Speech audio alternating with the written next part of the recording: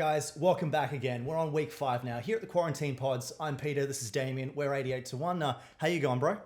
Yeah, not bad, not bad. Self-isolation's really taken quite a bit of time. Hey, I'm quite happy, despite everything in our industry being quieter than news on Kim Jong-un right now, we're still pretty damn healthy. That'll age well. Yeah, keeping busy. Yeah. So, how have you been going this week? Anything fancy been happening on your social media? Any responses to the Quarantine Pod so far? Yeah, quite a few, man. Obviously, people kind of throwing out shit they'd love us to talk about. But it's good. Getting positive stuff. Apparently, what we're saying is helpful, so that's good. Oh, completely by accident, I'm sure. No. Yeah, definitely. And yeah, that's a credit to you guys. Thanks once again. And we're going to continue talking about stuff that you guys have asked us about and that you think's relevant. Yep. Particularly today, one of the things that people want us to clarify on is, going into some of our older work and, how to get started, what to do to make your first short films, and how to be accountable to yourself in that as well as others to build yourself up. Yep. So I think you've got plenty of experience there because, how many short films do you think you did before you moved on to TKG? I think it's 16 I counted. Nice. 16, I think. Do you have your top 10 or 5 or? 3. Top 3? 3 or 4. Okay. Yeah. Well, what's your earliest film then that you'd categorize as being in your top 3 or 4? Trying to think what the top 3 are. Hang on. I'd say 2011. Yeah? 2011, yeah. Oh, man. So 2011, we'd been out of TAFE for, what, 3-4 years at that point? 3 years, yeah. Yeah. Because I remember when I came straight out of TAFE, I got myself set a sound kit right away. Yeah. Just, outlaid a couple of grand, bought myself a recording system and tried to go freelancing. Yeah. And, doing shorts with you guys and quite a lot of the others. I remember Wade, Burley Smith. They were great fun and got me my experience. Yeah, well, that's. I think that's what I was kind of talking about a few weeks back. Was it's building a collection of experience. You know what I mean? I think between 2008 and 2012, I think was kind of like out of the 16 shorts we did. I think the brunt of it happened between say 09 and 12. Cool. So for anyone who's thinking, I'd love to kick off a short. I've just written my script now. Obviously, there's a major step between I've done my script and I want to start shooting this short. Yeah. There's a lot of prep in there. You've got to get in touch with people, form your team. What comes first? What do you prioritize? How did you, get into making your shorts and get your experience up? So the thing is, and this goes back to, if you're currently at film school, I think it depends how old you are as well. You know what I mean? I think that if you're, say for instance, you're in your 30s and 40s and you want to get into this game like that, go to film school.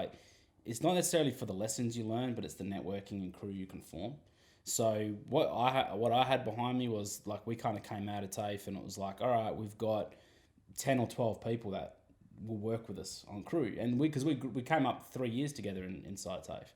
So you already had already had the team there. Yeah, you had that kind of team chemistry already. There was that trust there already. Who works, who doesn't. Yeah, so I was in a position that I was able to go, okay, cool, I'm going to write something, you know what I mean? And you're in that situation because I think everyone's still trying to find their feet. Even though at the time we didn't realise that we were trying to find our feet. Yeah. I think that you're in a position that I think when you're new to it, you're trying to, everyone's going to have different ways of they're going about it, that they've got a certain story they want to tell. Yes. I mean, I talk to a lot of people who are writing or first-time writers that are like, well, I want to, there's a thing of my history that I want to talk about, or there's something that specifically I want to kind of do. So they've already kind of got direction. I didn't really have direction, to be honest with you. I just wanted to make cool shit. So that's a good direction. Yeah. So my first short film out of TAFE was more because there was an opportunity arose to make a horror film. I think there was an event on that was like a Halloween event that they wanted to screen new and fresh short films. Yes. Yep. Someone was able to kind of, whose film was already in there, he kind of came up to me and said, hey, look, they're looking for more films. Do you have a horror film in development? And I was like, yeah. We do now. In my head I was like, nope. But out loud I said, yep. So I kind of went back, and that was how I was driven a little bit, because I thought, okay, here's an opportunity for me. And I remember my first So you found a market, and then you I found that, and I thought, okay, well, let's do something. And then, you look at that first year, I mean, when you have a bunch of creatives hanging out together, you always spitball ideas and shit. Do you think it's a good idea for people to, go, okay, this festival's coming up at this time, I can have a short done in 3 months, and it's a target? Yeah. Yeah. I think so. You could be driven by anything. Could be a festival. It just could be a one night. You have a dream, and that dream would be an awesome little short film. Like, there's anything that can drive you. I think that deadlines are always going to motivate you because you've got to do it. And we did that back in 2013 with a film called Lotus Job. Like, we had Trot Fest was like 10 days from the deadline. Yes. And we were like, we've never done a Trot Fest film before. I think we're at the pub having a few brews, and next minute we just spitball this idea. And then I wrote the script the next day, and then we pretty much filmed it a couple of days later. And then there was like a 48-hour turnaround from shoot to submission. So we'll definitely cover a bit of Lotus Job a bit later on because there's some cool stuff there. So I think there's a lot of things that can motivate you, and I think and the beauty is when we did Trespass in 2009, which is the horror film that kind of got it all going. Yeah. If you think about it, that was the start of us as a crew really getting shit going. There was an opportunity there that I wanted to grasp on. We had deadlines, and that was kind of cool. It was also the first chance for us to step outside of our comfort zone. I think we started working with people not necessarily in our crew, in our group. Well, when you start getting onto a set like that, you normally find that the amount of crew required is bigger than your film class, no matter who you went up with. Oh, yeah, definitely. So it forces you to It forces you to kind of step in. And I also I remember back then, I think I was 20, so. Back then, I was kind of like, holy shit, because we had like a pseudo-industry professional kind of come on board because he had cameras. Yes. And he had like proper good cameras, you know what I mean? Not this fucking... Because you got to remember, like, when back then, film was just that was a great opportunity for us, Yeah, film was being phased out. So we got the opportunity to use the SI2K, which was back then, which was a decent camera. Well, that did, what was it? Slumdog Millionaire, Yeah, it did, yeah. Yeah, you're right, Slumdog, yeah. Which came out the year before. So we knew it did quality filming. So when he came on board, that upped the level because it went from about 5 or 6 mates messing around making a short film to, this is actually like a proper kind of production. So how many years after that did we start learning that it wasn't the quality of the camera, it's how well you lit it? Not too long, to be honest, I think. George was all over that. Yeah, credit to George, our cinematographer. Yeah, who came on board the next year to shoot. But yeah, the funny thing is, it's like, when you start getting into it, you got an idea it's got to be the best fucking thing ever. And I remember we did the screening for it and we got a lot of good feedback on it. And then literally only took me like 3 months before I was like, oh, this is shit. And I think that's the other thing as well. So like how you get started. So let's go into Trespass a little bit because it was us starting off. And one of the advantages is that we managed to get away with it on a rather lowish budget. We shot most of it out in, I think it was the area of Carmel out near Kalamunda in West Australia. Nice little remote area with some forest. Yeah. Mostly the driveway for one of our key people, our business partner, Jacques. Yeah. Hi, Jacques. I feel bad for you. He always goes through and attempts to subtitle our podcasts. So, you poor man, I'm sorry for the 2-hour episodes. Yeah, in the course language. So we did that up there. So the Trespass was a funny one. So that was actually... you can watch the film on YouTube, please don't. But it's just pretty much like a young adults go forward driving and then get hacked up by a fucking... Bad guy happens, blood ensues. Friday the 13th kind of story. Some great performances out of that though, especially for early up-and-comers. Yeah, for I remember standout stuff. I mean, Mem Kennedy was your lead there. She moved on to LA afterwards. Yep. You used her again later on in Two Minds. Yeah. I remember you also had Shane McMullen was standout as his performer. You remember more than I do, yeah. It's my job too. Yeah, that's right. No, we did. But the actors were like...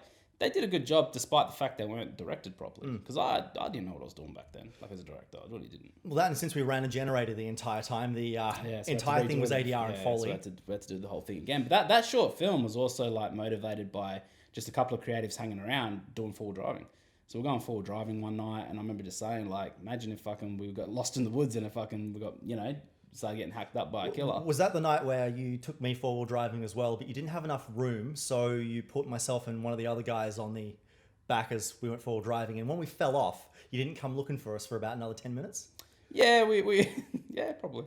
I'm glad to think, you getting rid of me in the middle of the forest somewhere as inspiration for a script. We tried to get rid of you pretty early. Thanks, buddy. And then you just kept reappearing. I know, and now you live with me. You really messed that one up, didn't you? Oh, bad life choices. Terrible.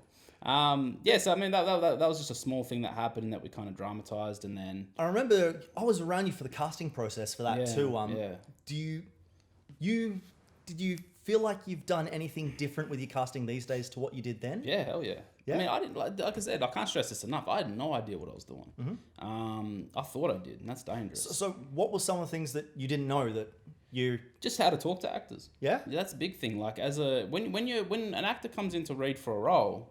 And you don't necessarily know how they prepare and how they go about it. If you don't know the art form and they're coming in and do, you don't know how to redirect them. You don't know how to do anything. So when they're coming in for Trespass, and again, Trespass wasn't a script of substance. It was just a generic horror flick. So we're probably going for more looks than, performance. So you take that into consideration as well. It's like, oh well, he looks good with her, and she looks good with him, and it's okay. Performers, you were still good as well.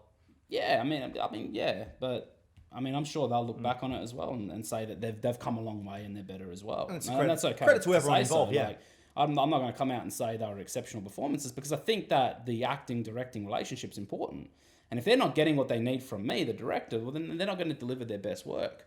So I wasn't capable of allowing them to do their best work for a couple of reasons. One, I wasn't educated in terms of performance and how to coach it or direct it. And I wasn't educated into writing a script of substance for them to actually grip onto and have a character that was a little bit more than just eye candy or whatever. Yep. You know what I mean? So when you call a spade, that's the situation. They did the best they could with what they had, but I didn't give them enough to work with. Gotcha. All right. So would you say that would have been the key thing you learnt from that, or was there any other key things out of Trespass that you came out going, okay, I know to do that better for the next one? Yeah, it was a great learning curve, I think, because, and the other thing with Trespass is, and there's been a seed that's kind of stuck with me since that film and since actually kicking off my career. It's like, I remember we got washed out the first night. I remember it was a 3-day shoot, and we actually got washed out with just torrential rain. So we ended up having to do a 3-day shoot in 2 days. Now, when you're the first kind of real short film you're doing outside of school, you know what I mean? Then that's like, you lose a whole day. You're like, ah. So but when you get it done, it starts building a kind of resilience in you to know that no matter what happens, you can get shit done. So that was a good one as well. But I guess at the end of the day, like when I wrap a short film like that one, and it's like, cool, that's a wrap, and I start looking around, and this is how I genuinely felt, I was like, am I the least important person here? You know what I mean? Because it's like, all I'm doing is calling action, cut, and saying if a shot looks good. Now, don't get me wrong, I was also going to the deep. It wasn't George, we had a different DP on Trespass, but I remember going to him at times, let's shoot this angle, let's shoot that angle. Yeah, you shot with Joel for that, didn't you? Yeah, that's right, yeah. Nice. So, so then you start looking at that, going, well, you start looking at the angles, and then all of a sudden we're trying to shoot cool shot after cool shot after cool shot. And then you get to the edit suite, and you're kind of going, oh, hang on.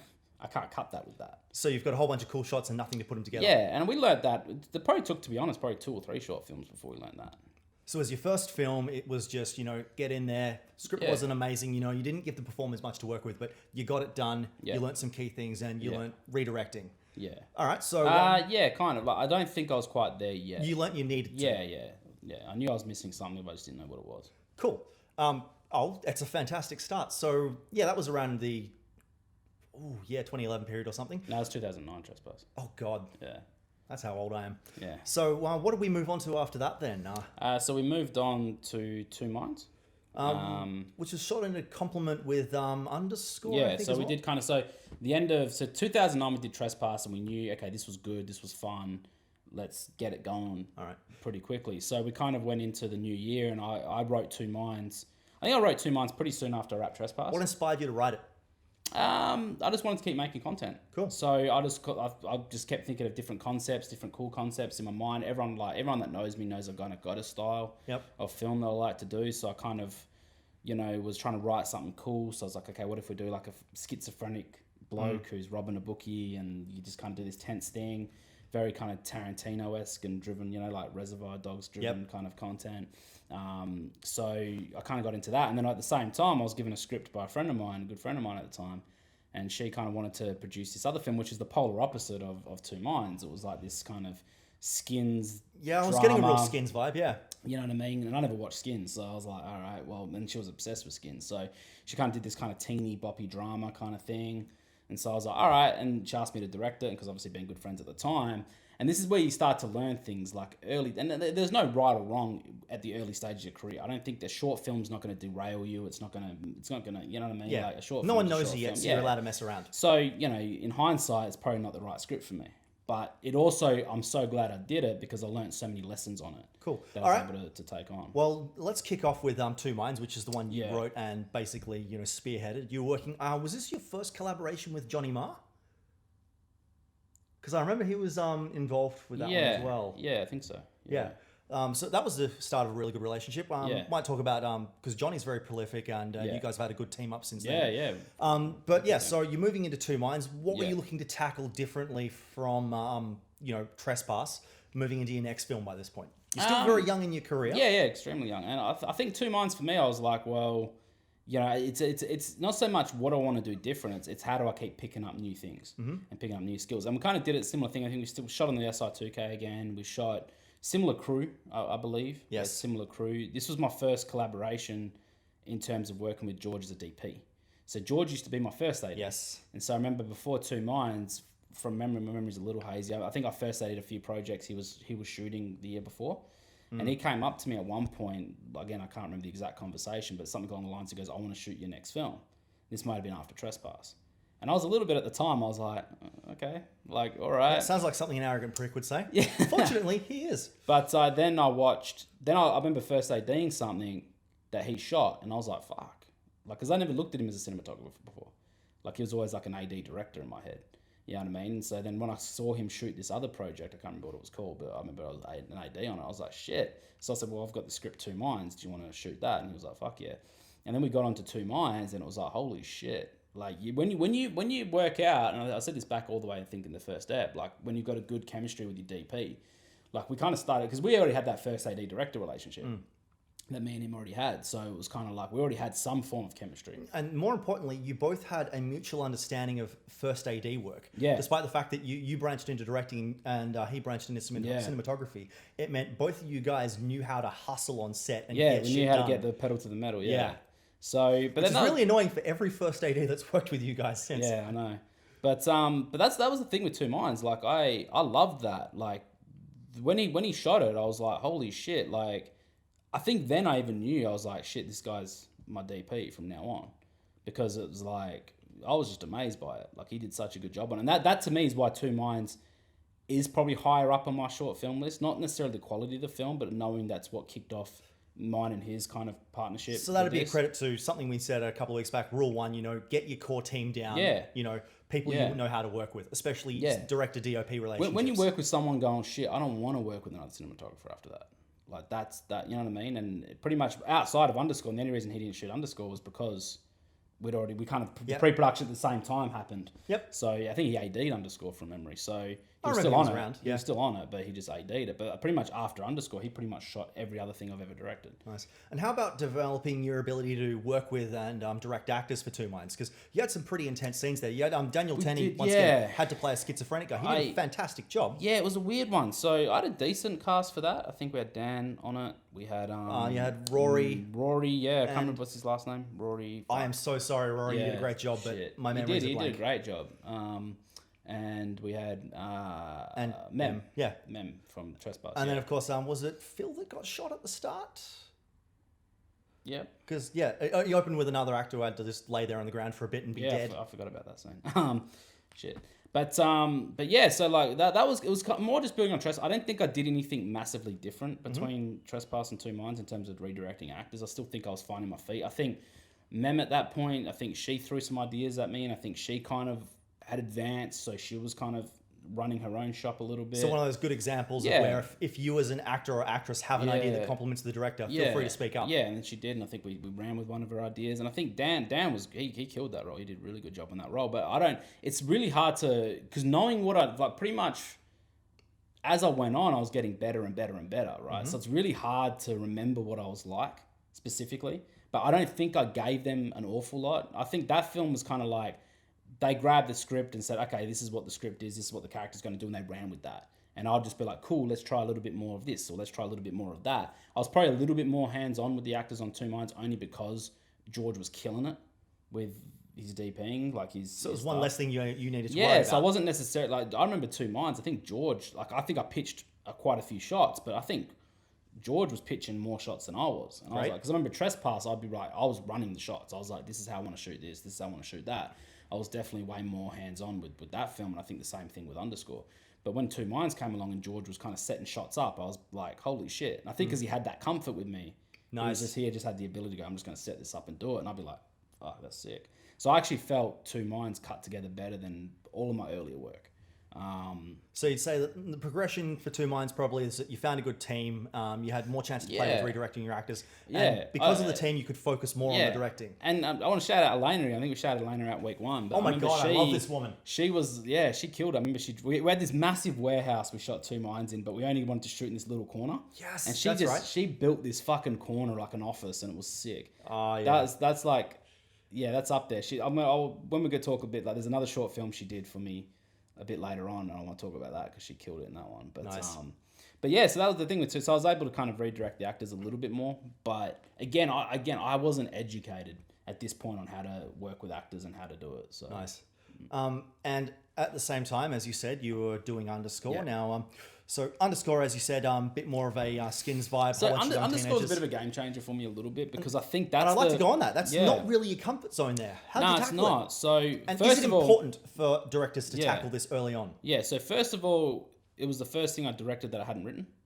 So that was the first challenge, to direct something I hadn't written. Second of all, I wasn't attached to the script. I didn't love the script. If anything, I was like, am I directing this for the sake of directing it? So, and the reason why I say it was a how do you get over that as a director? Because let's face it, sometimes in your work, you're going to be faced with that and you've still got to deliver. Any advice? I think depends on, you ask yourself, why am I doing it? Like, why am I doing it? And I think the answer to me back then was, just to do more shit and get more experience, which isn't a bad thing if you're trying to do that. It's almost like you're telling yourself, I need to play with ideas. I need to make things cool, Yeah, but the other thing as well is like, you then try, in those moments, you try to find something you enjoy in it. You know what I mean? I think with Underscore, the beauty of it was that was the first time I was like, I need to learn to direct actors. Well, naturally, because completely different from your last ones. Yeah.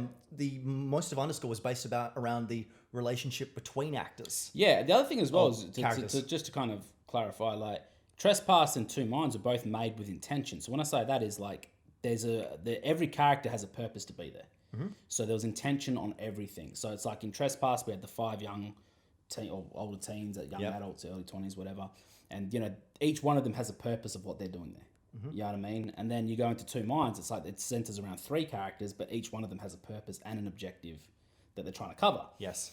Then you go into Underscore, which felt like it was just an episode of something already existed. It didn't feel like an overall short film. Until probably the end was kind of, we tried to tie it up a little bit. But from memory, it felt like we're coming in on an episode of a TV show. That's why I felt it had a real, that Skins kind of feel, because I was like, this feels like an episode of a series, not necessarily a short film.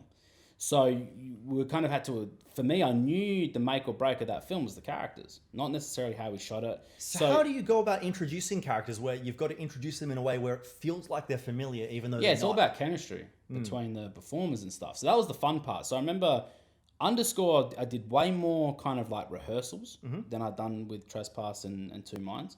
And it was also weird for it.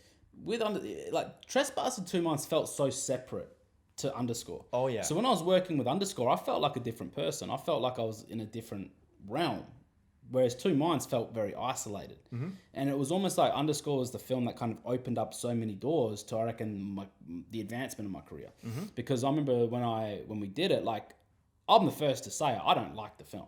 Like, I don't. But, you know what I mean? There's a lot of lessons internally that we learn. And I remember, like, when we get all the actors together and we're doing rehearsals, that was the time where I was like, I need to, because they were all young, and I don't want to say uneducated because it sounds harsh, but they were young.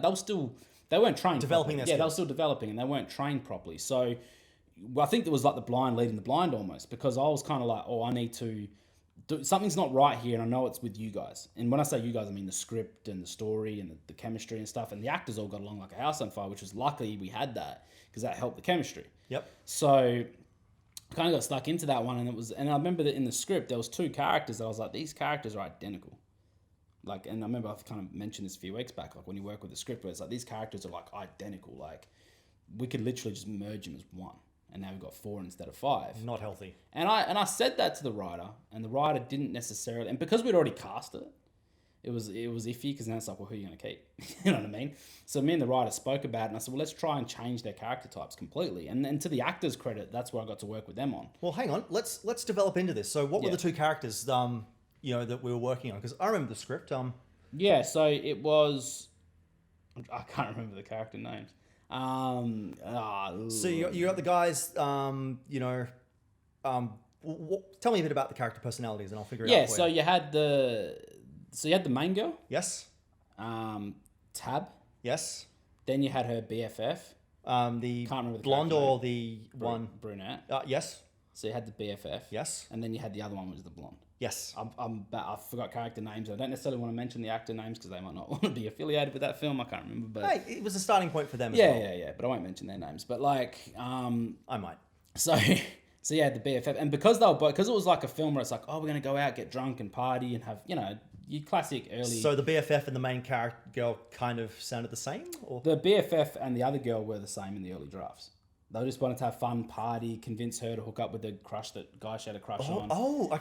I now know how you improved this. Yeah, so, I was a little bit like, well, what's the point of them separate? So then we kind of changed one. and there was no contrast there. No contrast at all. So then we kind of said, well, if we're going to keep them both, we need to have some separation. Mm-hmm. So I think between the writer and myself and the cast, we're able to go, okay, this is what we're going to do. And I remember that because one of the ladies, their characters changed from, let's go out and party to, I'm reserved, I want to study tonight. Yeah. And fine, I'm coming out reluctantly. Yeah. And you created a good arc there where Yeah. suddenly, because you've changed that, she actually started enjoying herself throughout the evening. Yeah. Which then plays on with the other characters with some chemistry and stuff. So So how do you tackle that on set? Deciding, okay, this isn't working, or was it on set? No. This was when we were still rehearsing. Okay, so you've ID'd it. You've realized there's an issue. Yeah. Do you ask the actor first? Do you speak to the writer? I spoke to the writer first. Okay. So I spoke to the writer first and I said, this is my opinion. And at this point, I was building confidence, don't forget, because at this point, I'd done Trespass. I'd kind of either was about to shoot 2 mines, I think, or just wrap 2 mines. And so I was already kind of like, well, I know what I'm doing, even though back then I didn't, but I felt I did. So I was like, this is what we need to do. And the writer kind of agreed from memory. Again, my memory is hazy a little bit here. I'm just remembering the dot points. Yes. So not the specific kind of stuff. But so we kind of spoke about that. And then, we'll kind of like, okay, what can we do? So we kind of played with it a little bit. And from So memory, did you approach the actress with options, or did you say did, the actress? but from memory, I think we had somebody else cast in one of the other roles. Okay. So it was a weird thing. So we did the auditions for Underscore. We did all the casting, and then the girl the blonde character. Yep. So that was a different actress to begin with, and then she had to pull out due to a schedule clash with the shoot dates, and then we cast the other actress. So I think a lot of the changes happened before the actress who actually got the role came on board, but she killed it in that role. So yeah, so from memory, I think it was pretty early that we kind of caught on to that, and I don't think there was a huge discussion with the actors because I think we're still in that phase of who's playing these roles. So, and then I think when the actors came on board, it was kind of one of those. There's 2 films that I had a really good kind of like spitball and kind of talk to the actors. Underscore is one of them, I think. When we're doing rehearsals, we'd really have discussions and sit down because I remember saying like, this is a character piece. The film's not great, but the story's not great, but the film could be great if you guys are good. And I think that's what we kind of worked on. So were you taking more effort during the rehearsal period prior to shooting than you had with the previous films at this point? Way more. So what were you specifically going for? That's also on the writer-producer. Yeah? Because she was organising a lot of them. Ah. So she was the one that was like doing these rehearsal sessions and booking them in. Because I think you got to remember, like I was kind of, we did pre-production at the same time for 2 Minds and Underscore. So we had kind of like this period where it's like I think we shot 2 Minds and then 2 weeks later shot Underscore. But all the casting and shit like that was overlapping. So I was working on both. So she really took the responsibility. So she would organise a lot of rehearsal sessions. Yep. And I'd kind of rock up to them going, oh yeah, whatever, like we're just going to rehearse the script. But then it turned more into conversations. And then we'd talk it out. And then I learned from that day, you get more sometimes out of talking shit out than just rehearsing the script. So is there a general rule for how much rehearsal time these days you'd recommend to someone starting off with those kind of scripts? Depends on the script, to be honest with you. There's no rehearse for the 1 hour per page or something? Nah. I think depends on the script, the scene, the actors, the chemistry, it all kind of... Like, for me, you find out on the journey. Because I think that when you say you set up, like, a rehearsal period with the actors, I'll use Underscore as the example. We say, okay, well, there's 5 of you guys, let's get you guys in for a rehearsal. These guys are chatterboxes, right? Mm-hmm. But when they're chatting everything. They're chatting the script, their characters, they're talking about their... It was, at the time, it was one of the most enthusiastic casts I've ever worked with. True. They were so enthusiastic, right? They stayed enthusiastic on set as well. Yeah, I they remember were that. so enthusiastic. So they'll just be talking everything, character, script, and all of a sudden, like, you're hearing, like, as a director, I'm hearing this shit, and I'm like, okay, cool. So you might go out and say, okay, we're going to do a 1 hour rehearsal. 4 hours later, we're still spitballing and coming up with ideas. And a lot of those conversations ended in changes to the script and changes to the film, which is good. Oh, well, fantastic there. And the other thing which Underscore did for you, which, well, upcoming directors are going to have to do at some point, is a massive club scene. It's the first time you had to direct a massive scene with a lot of extras in it. That was fun. How do you go about that? All right, so, new director, they've written their script, they know they've got a club scene or another thing with a lot of extras. How do you fill that? What are you tackling from a director's perspective here? So you've got to learn how to... It's more technical because you've got to learn how to make a small crowd look big. You know what I mean? I think Underscore were good because I think we had like 30 extras maybe. Which, when you put 30 extras in a nightclub, it doesn't look that busy. Because people don't understand. When you go to a nightclub, there's probably like 200 people in there, 300 people in there. Yeah, and they're all crammed, either on the dance floor or up at a bar. Crammed. So you got to learn how to pick your angles to make it really look busy. And so that was kind of the main lesson there, and shooting. And it was kind of a weird. So the where I was kind of blessed a little bit is the year before I'd been an AD on a film called Wasted on the Young. Yes, Wasted on the Young. Yeah, so where that was kind of a bigger budget feature film. Yeah. And there was a party scene in the house. And as one of the ADs, I got to direct the extras. So take notes, do all Yeah, that. so my experience on that really helped me with Underscore. So what experience did you get? Just in terms of like how to group them together, what to make them do, how you want them to behave. Like how, in terms of like, okay, you got to mimic your action, but this is how I want you to be. What stages of drunk do you need to be?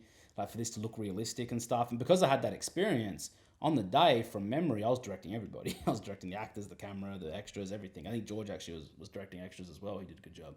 So we're kind of doing that. So we shot a shitload of stuff. And I think we overshot that day because we're just like, we had the hours. Oh, I remember in the middle of Underscore there where, your cinematographer, Mark Finn, just went nuts in the crowd. And I even did that as well. So we had 2 cameras running. So he had the... Oh, that's right, because you are a camera operator as well. Yeah, so I took one of the XD cams, I think. Is there anything you can't do? Sound. I feel bad for whoever has to cover for that for you. So I think I took a camera as well because I wanted to. I was like, this is fucking awesome. Yeah. So I took a camera and I was shooting a lot of crowd shots. Mark was shooting the shit out of everything. But yeah, I think the club scene was interesting because working with extras changes the dynamic as soon as you're doing, low budget, no budget shorts because, they don't, like, half the time, 60 people say they'll turn up, 20 will turn up. So, if you need 50 extras, try confirm 150. Well, we did learn that again on TKG at one point. Yeah, we've learned that. But by then, we were ready to go. Yeah, so you just got to learn how to do your angles and stuff. And I thought that we did that. I thought we did a lot of well that day, but I think that was just expertise of a few people coming together. I think George was one of them, me, Mark. Well, the more experts you get together. Yeah, having a few people that had kind of branched out the year before. Because don't forget, we all went to film school together. So we did kind of the year between Underscore and film school. Like, I think all 3 of us branched out and did different things. So when you had 3 different knowledges coming together and doing that, that's where teamwork really comes to fruition. So because I went into freelancing. George went to the Screen Academy to learn the cinematography. That's right. And I think you just hustled down in the industry for a bit. Yeah, I was just doing a lot of AD work all throughout.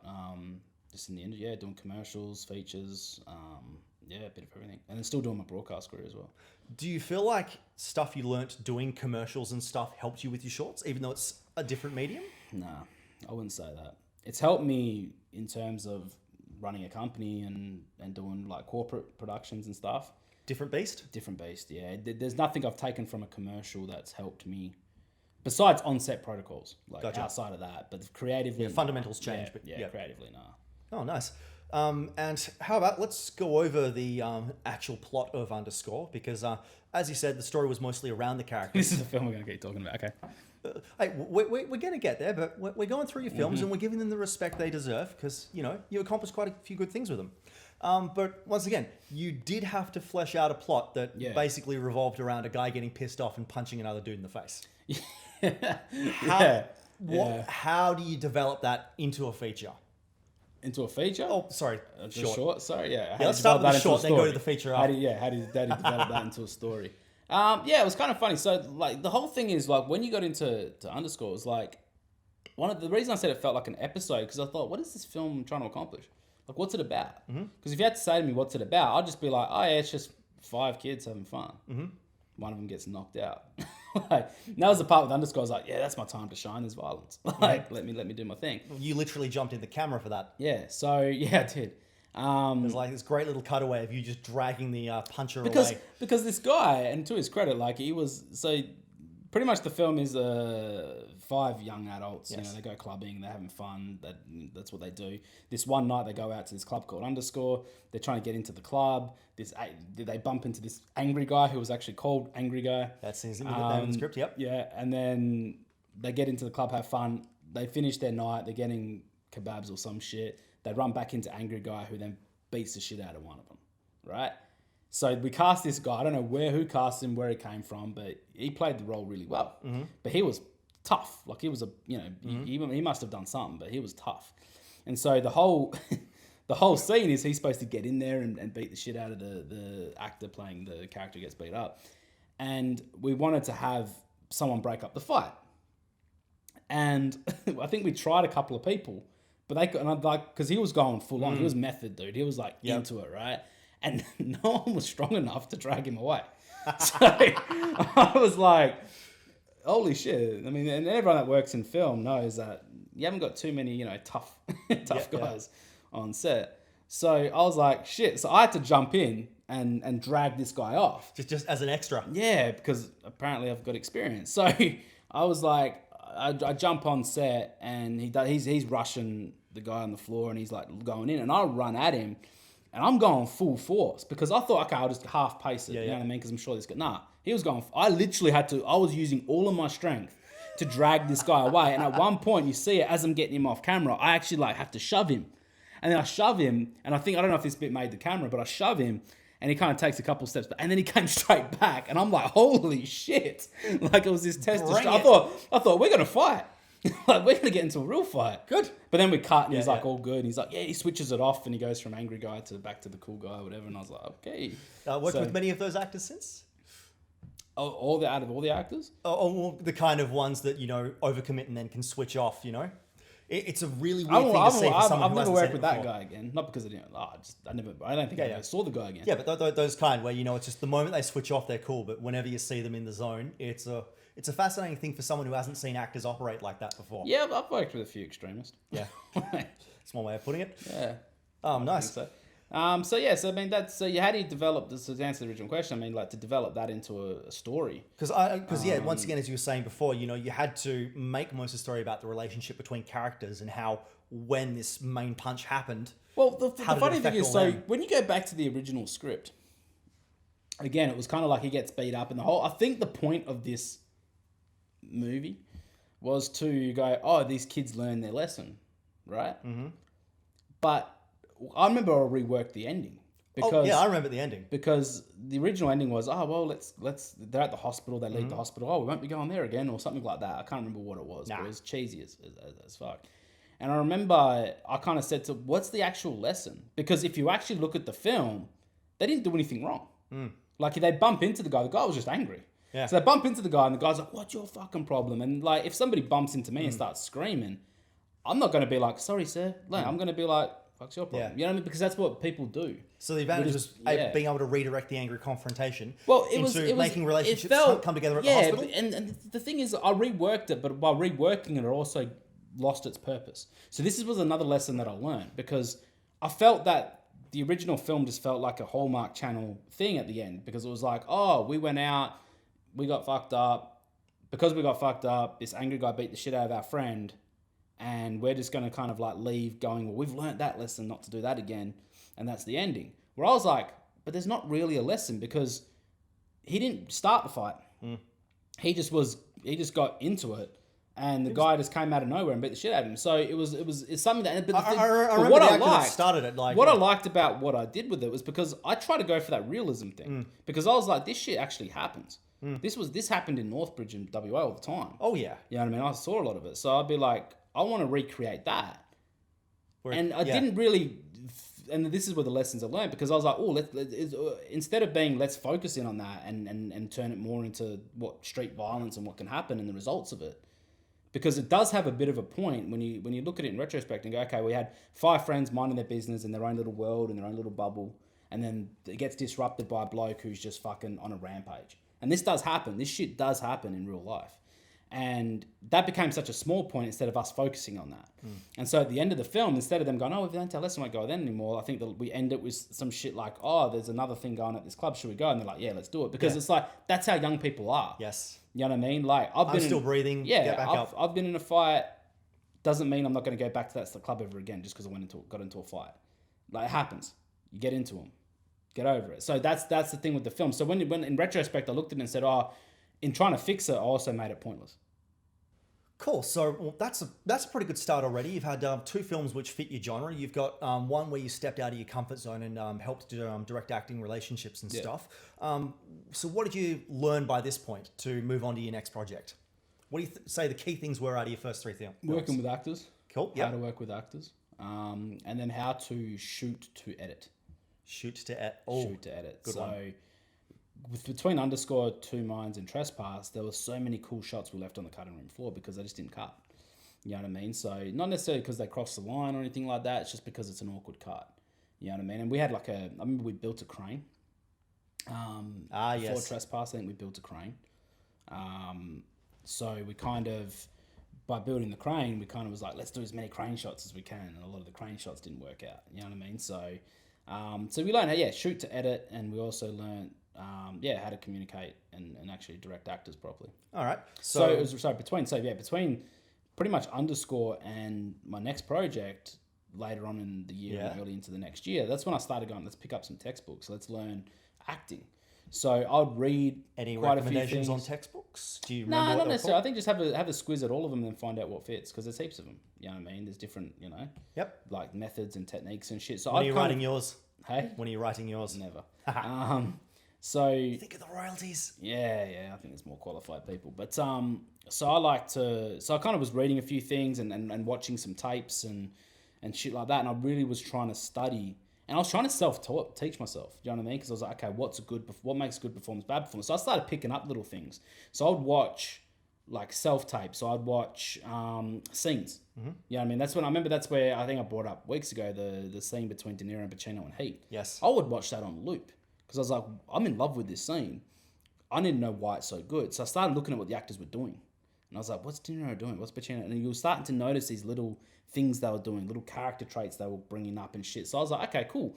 I don't know what the method is. I don't know what the technique is, but now I know what I want my actors to do. You know what the result is. And I knew what the result is. And I worked backwards. Yeah, I reverse engineered it. So I did a lot of that after Underscore because after Underscore, I was like, okay, well, I've got to get better at learning to communicate with my performers.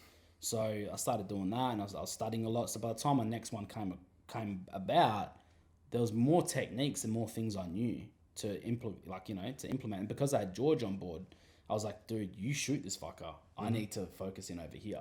And he did. So, he did. He killed it. So then I think the next one was we did a couple, I think a few.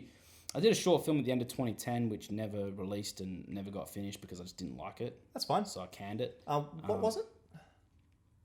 The film was called Desensitized.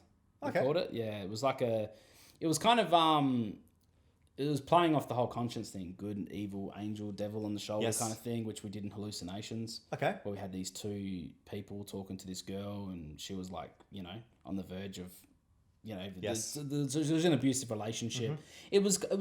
It was a smart script in a way. Well, give us some of the key things from it, because obviously you would have learnt something from it. And even if it never sees the light of day, this will happen to quite a lot of directors. What can you get out of these films? This is one of those ones that there was a few things. There was a couple personal things with it as well that I just didn't like about it. Okay. But I remember we shot it in 2 days. I think we shot it. It was like a little 10-minute film, but it was all in one location.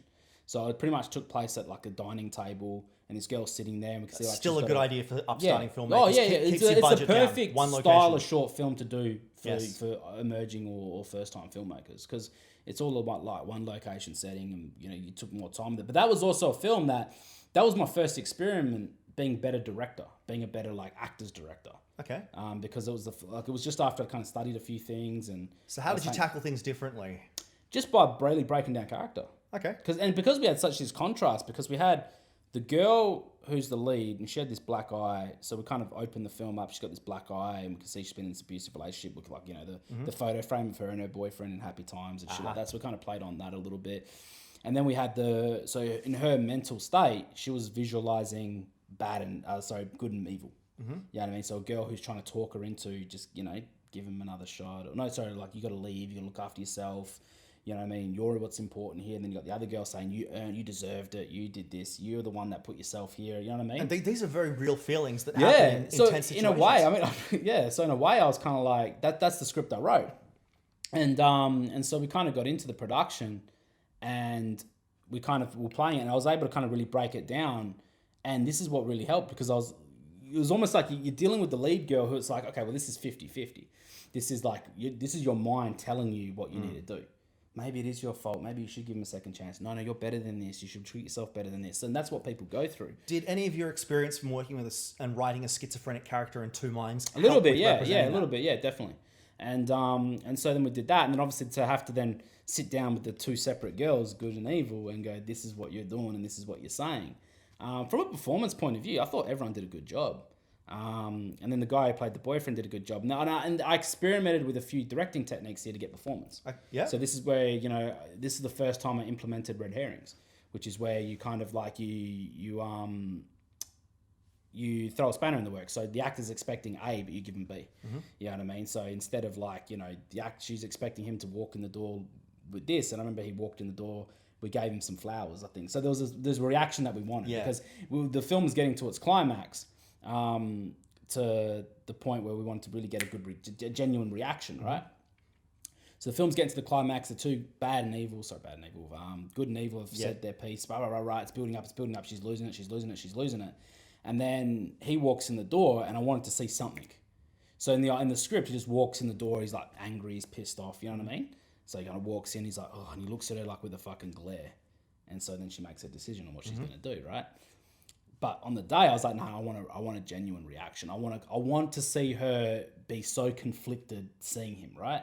And because in her mind, she's making up a decision that she should get the fuck out, right? She was then building it up. And then so I took the actor who played the boyfriend, I took him outside. I said, I want you to walk in with flowers and a smile. And so I remember doing that. And I remember, like, we had the camera on her. She didn't know what he was going to do. He walked in, bouquet, big, like, wide eyes and a smile, like, I'm sorry and I love you. Yeah. And then, like, you saw her eyes, and you get it in the eyes. And that, even though it's shit that, like, I knew what I was doing, but I didn't know how I was doing it. You know what I'm saying? Yes. So I was kind of like... You were developing the techniques. Yeah, I was developing my techniques of how I want to go about it. And that was the first time I was like, okay, fuck, I can be an actor's director. You know what I mean? So I kind of did it in that film. And then I think... then the end of the film comes, just to, you know, really grim it up, she shoots herself. Oh. So, yeah, she blows her head off. So... flowers weren't enough then. Yeah, so we did that film. I think we shot that in... Are there any other references from famous films where you've seen that before? Because I like the idea of red herrings. One of my favorites... Oh, yeah, heaps of people use them. One of my favorite references is, you know, the end of Die Hard. I'm not sure if you remember when Hans Gruber falls off the end of Nakatomi Plaza. Yeah. When they were actually rehearsing that, they said to him, hey, we're going to count down from 3 and then you'll drop you. Yeah. They actually dropped him on 2. So that look of horror in his eyes there is actually because he wasn't expecting to be dropped yet. Yeah. Any other examples in major films where that you know of or you like? No, there's a few bad ones. I think that it was Dustin Hoffman slapped Meryl Streep for real in Kramer versus Kramer. I think she wasn't expecting that. I wouldn't be expecting that. One. Yeah, that's a brutal one. But yeah, I think there's heaps of examples out there. But and I know you've used that technique a bit later on other films. I've loved that technique. But you don't want to overuse it either. Yeah, because suddenly your actors don't you just use it in the right moment. I didn't use it too much on TKG, but I used it a lot in my short film career. But yeah, so I mean, we did that film, but I think that film was also a victim of my next film. You know what I mean? Because I think that the one I got into after that was kind of the Granddaddy film called the Granddaddy film, but it's called 3 a.m. So we decided to make this 45-minute horror film. Yep. That was so like a short feature. Yeah, what the word for that would be. Feature. But I did this 45-minute film for one reason. I wanted to have a bridge between shorts and features, because at that point in time, after I did _ 2 months, and again, and this is my advice to aspiring filmmakers and young filmmakers, don't rush doing your first feature. Don't. Because I remember at the end of when I did 2 months _ had this 6-month period where I was just studying, and then I wrote this Desensitized, and I remember shooting that, and I felt to myself, I'm ready for a feature. but I'm going to make a 45-minute film first. If I nail that, I'll make a feature next. Now, that didn't happen, but so we did this 45-minute film. Well, let's start with that. Like, what's the difference between a 45-minute film than an hour and 20-minute film? You know, why would you go for the shorter one? Is it just a budget? Is it you can rein yourself in a bit better? Budget. I mean, if you try and make a 45-minute or an hour 20, it will stand out. I mean, with 3 a.m., so 3 a.m. is a horror film where it's like again, there's a theme running here. You got the group of young adults. You know what I mean? So guys, again, you can see the theme. Tim. They go to a cabin. One of them gets possessed. He starts to chase down and cat and mouse the others and kill them and shit. So it was kind of like a horror, a slasher film with supernatural elements. So, you know, when you get into that, it's like, well, we wrote these 45 pages and it was like, but to extend it any more, you're looking into feature territory where you actually got to spend money. Gotcha. You know, and so I felt we did.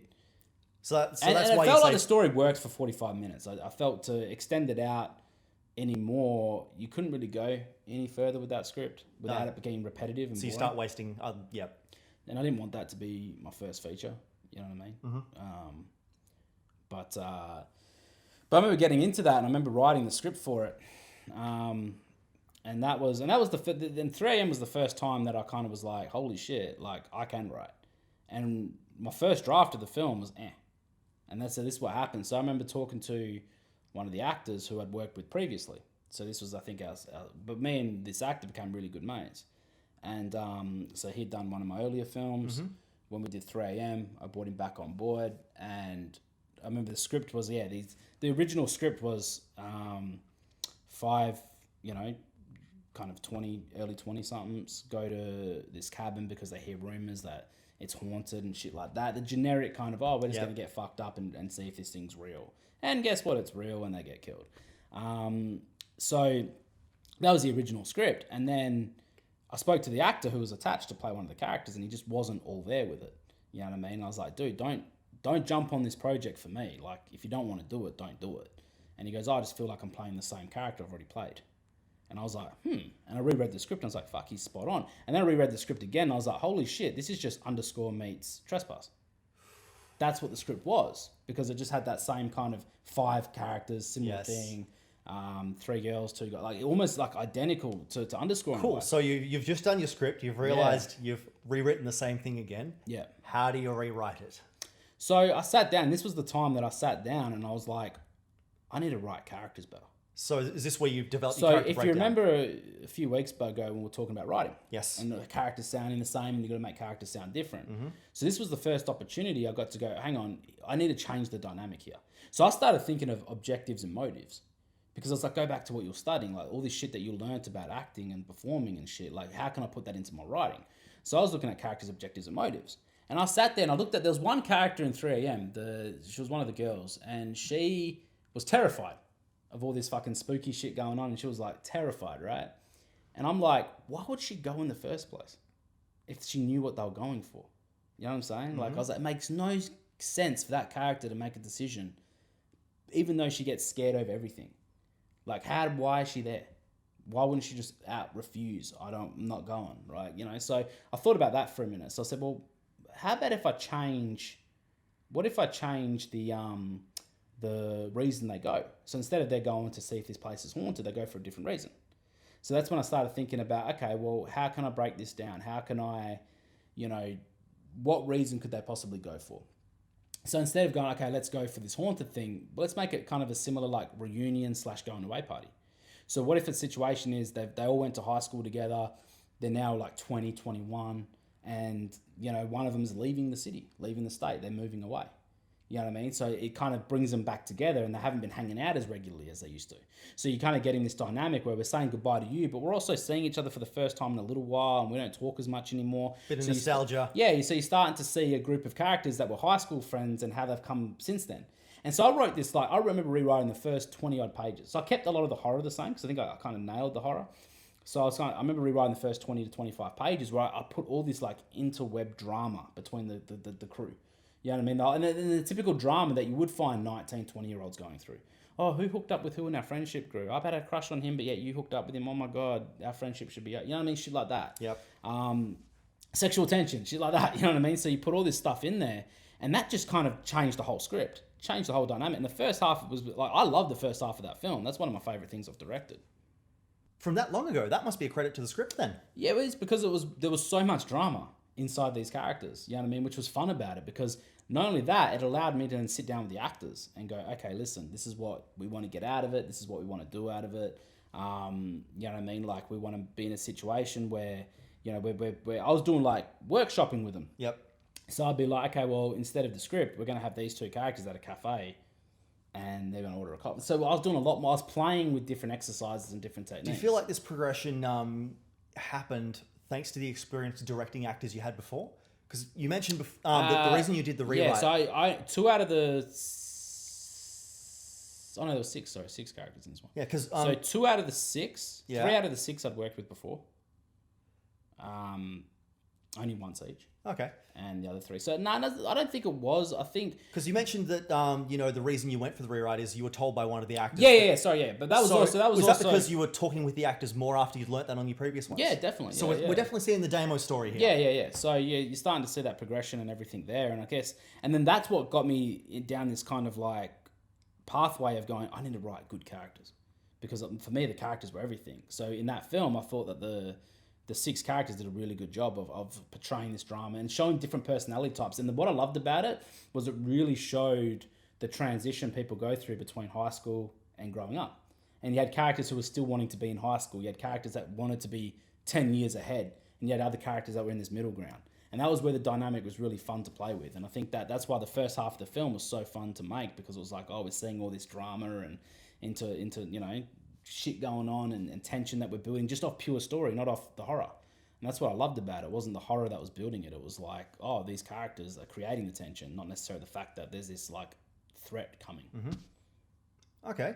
Well, that's fantastic. So anything else that you particularly learnt on 3am? Was there any fancy scenes? So 3am, like, I'm going to try to tell the story as quick as possible, but 3am, I'll always say 3am will define my career for the rest of my career, right? That's terrifying. So 3am at the time was, and outside of probably TKG, it was the second challenging thing to direct, only because of the length of it. So we went into this film going, we're going to make a 45-minute film on a 6-day shoot. Mm-hmm. So considering that, Two Minds, I think, was shot on 2 days for 12 minutes. I think Underscore was like 4 days for 15 minutes or something. And so you're seeing a trend here. Bit of a step up. We're trying to squeeze a 45-minute film out in 6 days. 6 days, all night shoots as well. So from a directing point of view, it was going to be my biggest challenge to date, because obviously I'm directing more long-form content at this point. Did you have any reservations going in that you may not pull it off? None. At the time, no. That tends to not be you, but yeah, I figured I'd ask. At the time, no. I don't think I've ever had reservations like that. But then personally... Are you looking back at it now going, I should have? Yeah, definitely. But personally at the time, I was going through a family emergency. Mm-hmm. So we had... my dad got diagnosed. He needed to have heart surgery. So we didn't know when the heart surgery was going to happen. So it was about a week out from 3am, or a week and a half out from 3am. And at this point, the film's ready to go. It's cast. We'd already pushed it back once or twice due to other jobs I was doing. So we're at the point that was the only week that we had the actors ready and available, right? So and we'd already paid for the location, and I think I sunk $3,000 or something into the location, because it was like a cabin, big ass cabin that, you know. So we're like, okay, well, we've already paid for everything. Everything's non-refundable, you know what I mean, whatever. And a week and a half out, he gets diagnosed. He needs to have this heart surgery pretty quickly and all this. And so I was in, no pun, but I was in two minds for like a week. Do I go ahead with the film? Do I not go ahead with the film? I don't know what to do. You know what I mean? Were you worried about going in and just being distracted by your family issue, not being on your directing game? So it's a good question, because I went the opposite way. I thought to myself, am I better off having the distraction of this film so I can be stronger for my family? Because I'm pretty resilient most of the time, but I think... And I guess your family would have wanted you to stay strong. Yeah, definitely. And I think and they supported me doing it, but I kind of made the decision to go, I'm going to proceed with it only because I think it's a distraction I need. And then I can give my all where it needs to be, right? So I kind of got into it, and I think... And then it was one of those things where I was like praying to the gods. I was like, can they do the surgery before we shoot? You know what I mean? And then that way, if anything... God forbid went wrong, I'll just walk away from the shoot. Yep. Doesn't matter, you know what I mean? If everything goes well, great, the shoot can proceed. It doesn't matter to me. Because at that point in time, my priority was family, not understandable. the film. So going into it, And then they gave him the surgery date, which was literally smack bang in the middle of production. So it was right. I think we started production on a Friday, ended on a Thursday morning, and the surgery was Monday morning. So it was right. The worst time it could be at the start, at the end, just not in the middle. Oh no, right in the middle. Bang, there we go. Ouch. So I did this 6-day shoot and we were shooting in Fairbridge, which is about an hour and a half from Perth. Yes. So it was an hour and a half drive there, hour and a half drive back. So we did this production, and I would drive to production, shoot, did an all-night shoot. I'd drive back to Perth, spend time at the hospital with my family. Understandable. Then I'd drive back up just before, like an hour and a half before call time. I'd drive back up to February. So everyone else would be shooting 4 p.m. or I think it was 6 p.m. to 6 a.m. would be most of the shoot dates, right? Yes. Shoots. So everyone would wrap at 6 a.m. and go to bed. I'd get in my car and drive back to the city. Ouch. So it was like 4 odd days straight with no sleep. No sleep at all. And how did that affect you directing by the end of it? I couldn't tell you, to be honest. I don't think I could. To be honest, you probably don't remember. I don't. It probably did, but I think the performers and I think everybody stood up. Everybody stood up. Like, it was crazy. So it's good to have a crew that It was had one your of back. the greatest experiences I've ever had, despite being one of the most stressful experiences I've ever had. Because, like, George killed it. Like, he took a lot of leadership on that project. The actors stood up when they had to. Because I remember, like, we started shooting and I'd be there, and then the Sunday night shoot, which my old man's surgery was on the Monday morning, from memory. And so I remember pretty much, like, I said to the guys, you need to keep shooting Monday night, no matter what. You got to shoot. So one of the other actors who didn't have many scenes that night, I gave him a rundown. He actually was going to direct for me. Oh, nice. So I actually gave the responsibility of directing to one of the other cast members, because I was like, you haven't got many scenes in this. Quite a bit of trust. And I had no other option. I was like, don't worry about camera. George has got that. Don't fucking create shots. I trust George to create the shots. I said, all you got to do is just guide the actors. That's it. This is what I want out of these scenes, blah, blah, blah, right? So I remember leaving that morning and I was like, look, if I don't come back, I'm not coming back. You know what I'm saying? Like, if I don't come back, I'm not coming back, you know? So, but if I come back, whatever, right? And so I remember taking off and I drive, and that was the longest day of my fucking life. I remember getting to the hospital. I think his surgery was supposed to be at like 10 a.m. or something from memory, something like that. But he didn't go into like 3 o'clock or 2 o'clock or so. I remember, like, we were sitting there for like 3 hours where it was just like, seeing in a hospital, dread. And at this point in time, like, I wasn't stressed about the film. I was just stressed about in general, family, I imagine. You know what I mean? Just family. So does the surgery and stuff. And meanwhile, it's a long surgery. It's not like a 10-minute surgery. It's like 3, 4, 5 hours, 6 hours or something like that. So he's in surgery and everything like that. And so then, and it's tension. Again, you can't sleep. You know what I'm saying? Like, you can't sleep. So you just wait and waiting. And then it finally comes out and pulled through, killed it. Like, he came through flying colours and everything like Typical that. Giulietta. Yeah, typical Giulietta. So he came through with flying colours and shit, but I didn't want to leave until I saw him. Understandably. So I was like, and then I spoke to the doctor. I remember, like, me and my mum went and saw him and stuff. And I was like, okay, well, I'm going to talk to the doctor. And I had fucking no idea what the doctor's talking about. They're just, throwing terms at me, and I'm just like, you sound positive. So I'm only going off a vibe and a feeling here, right? And so, but the doctor pretty much said the things you needed to hear. Like, he went through really well, no complications at all. Blah, blah, blah. This is how long you can expect recovery to be. This is how long, blah, blah, blah. And we're like, so he's all good. Yeah, no, he's out of the woods. He's good, blah, blah, blah. And so that was like an adrenaline shot to the heart. Like, that was like, holy shit. So I remember going, okay, cool. And at this point in time, I think it was like 10 o'clock at night, 11 o'clock at night. So the crew had already been shooting for like 5 hours. So I remember getting a can of Red Bull, slamming a can of Red Bull, and I'm fucking speeding down to Fairbridge. Knowing that he was all right, it was like a weight off the shoulders. Nice. It was a massive weight off the shoulders. Well, it meant you could focus on the film. Yeah, it was crazy. So how was directing that night? Because I imagine it would have been different from the tension. It was kind of funny, dude. So there's a moment in my directing career I'll never forget. This moment, like, I'll never forget it. It was like fucking, I don't know. I remember, like, speeding down to Pinja, like, dangerously, like, idiotically. Like, I was just, like, hooning it down there.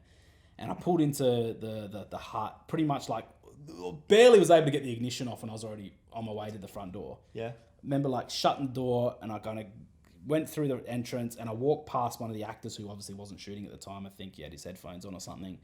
Almost, like, out of the corner of my eye, like, I walk past and I just see, like, huh? Like that. I walk upstairs where they're shooting, literally sit down in the chair next to the split, next to the monitor, and I went, where are we up to? And everybody in sync at once, like, looked at me, Didn't say a word, and then just like business as usual. We're up to this shot, blah, blah, blah. Great. And then I think I looked at the guy director. I said, I've got it from here. And everyone and no one wanted to talk about anything until we wrapped. Did you let them know things were okay, or were they all just Well, I said to them the morning I left, I said, if you don't see me back tonight, I'm not coming back. Yeah. Like if things go pear-shaped, I won't be back.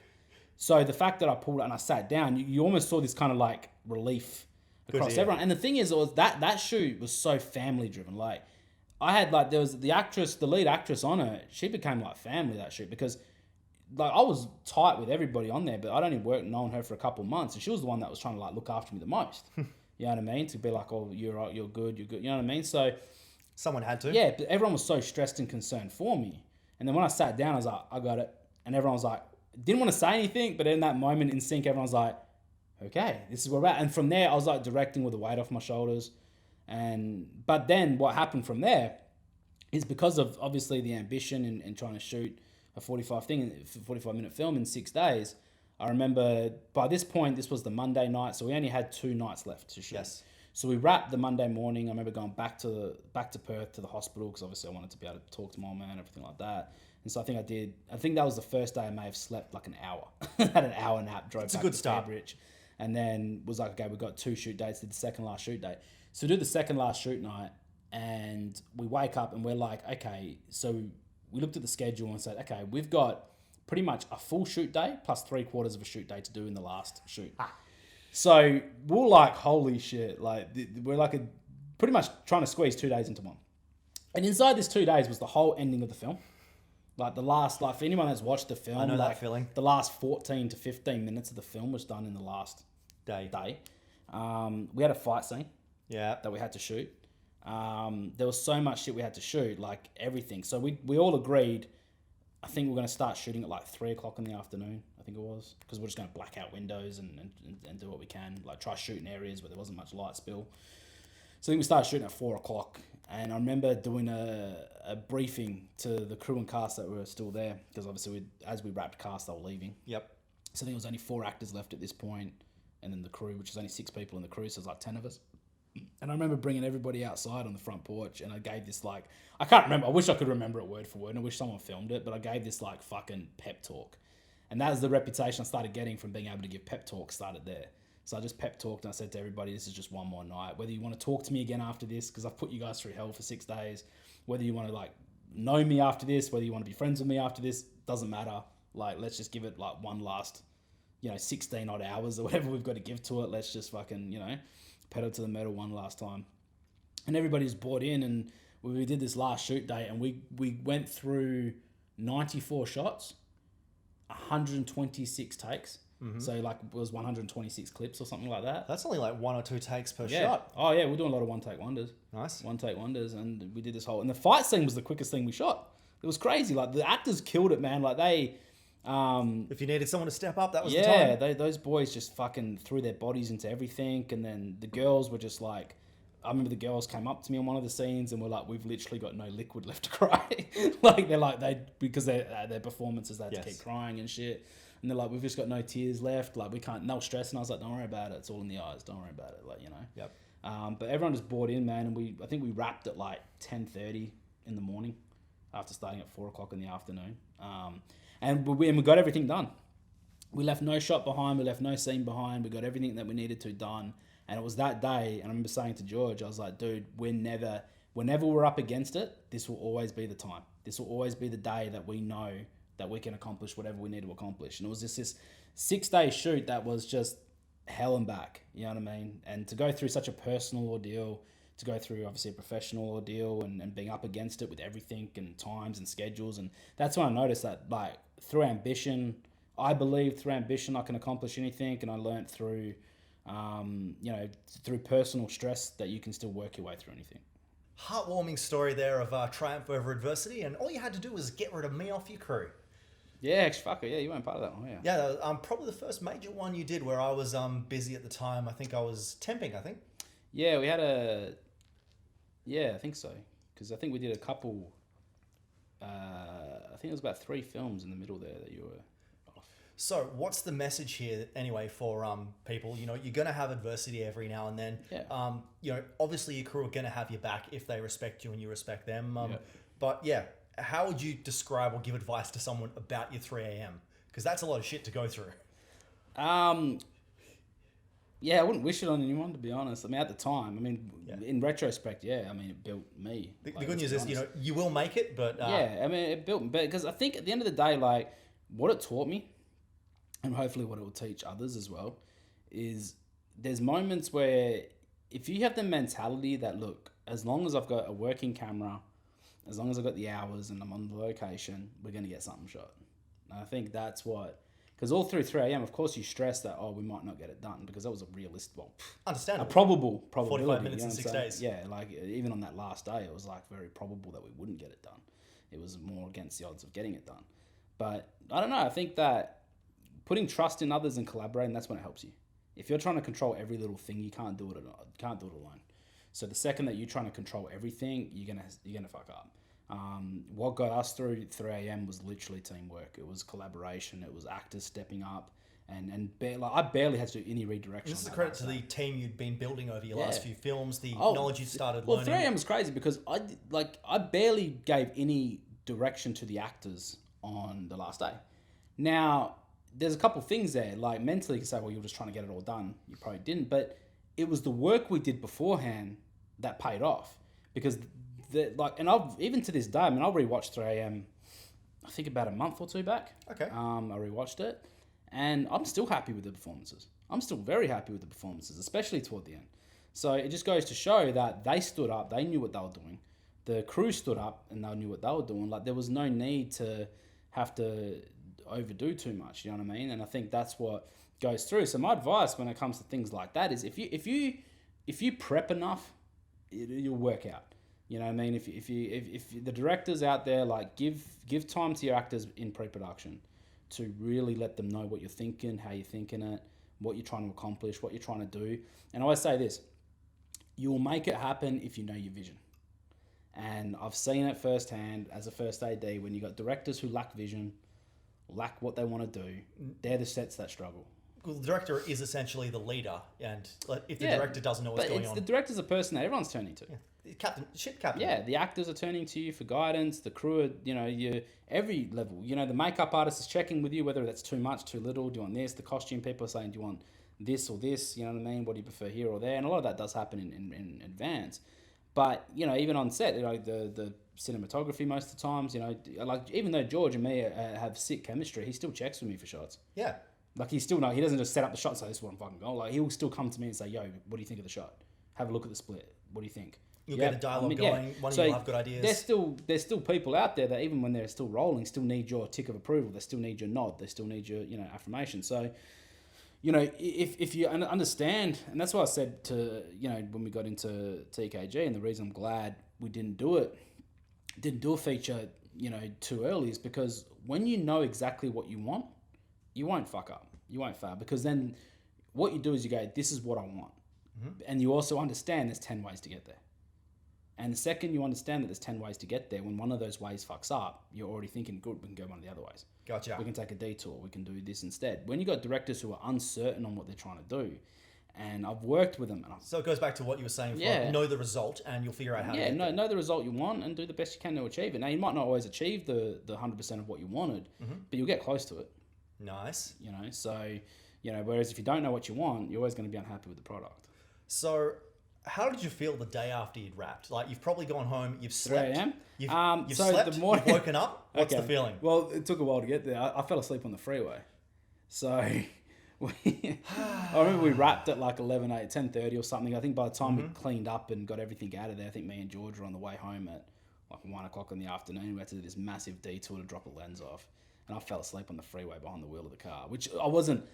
So pretty much what had happened was, I don't remember putting the car into park and pulling over, but I must have, because all I remember was driving, and the next minute I remember this massive truck speeds past me on the highway, and I wake up like, what the fuck? And I looked, and we're on the side of the road, like parked, not like, we didn't veer off, but we'd parked. Wow. And the car was in park. So it wasn't as if I've you'd realized at some point I must have pulled over. So you've done the right thing and you don't remember doing at one point I must have pulled over and thought, I need a bit of a kip here. You know what I mean?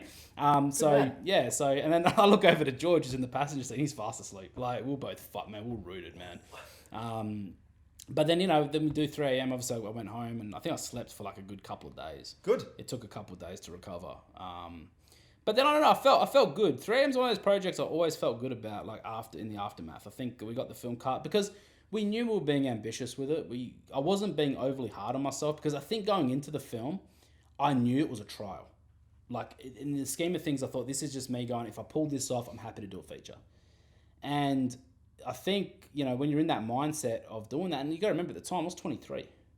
So I was still a kid. Even though I felt like I've been doing it for a few years as a kid. Well, you had. And so it was a weird kind of post-production process because, there was a few things that was going wrong in post-production, which actually then in the end halted us from releasing the film. Okay. Yeah, there's a few sound issues and things like that we just couldn't recover.